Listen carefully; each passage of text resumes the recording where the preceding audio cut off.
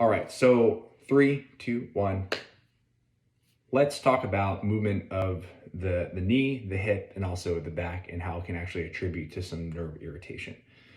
The thing is, when it comes to sciatic nerve pain, again, the nerve actually originates from your midline, from your spine, and exits down. And so whenever you have a pinch, it can happen at the back, it can happen at the buttock, it can actually happen at the front of the hip, behind your hamstring, also at the level of your knee. So any excessive motions can actually cause irritation of that pain, resulting in some sort of issue, whether it be paresthesias, achiness, sharp shooting pain. And so when people describe to me that when they actually feel relief when their leg, hip extends and their knee extends, what that actually tells me that, again, what we're actually addressing is what we call hip extension, which is actually very good. It's crucial for when it comes to pushing off. But when the knee is straight, we are in fact actually targeting the hamstring. We're making, and being that the leg is long and our knee is straight, the lever is long as well. So there's a fair amount of tension on the hamstring itself. So that's where we can experience a little bit of tenderness, a little bit of soreness, especially on the proximal hamstring, which is responsible for hip extension.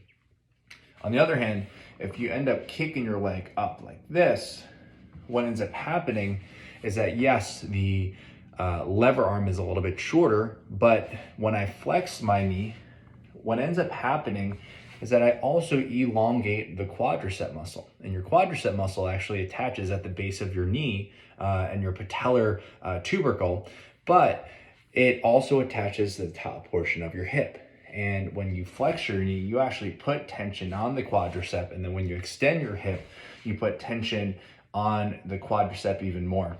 And if, say for example, you have a relatively unstable spine because you just in life, you didn't really need to contract your abs as much, look at the difference between me kicking my leg straight back, minimal movement on my pelvis, to me kicking my leg straight up. As you can see by the motion of my shirt, there is a lot more motion at the pelvis. And when I say pelvis, the pelvis actually moves on the low back. So if you have some fiery, hot nerves, that excessive motion at the back can be a result in leading to irritation further down the chain.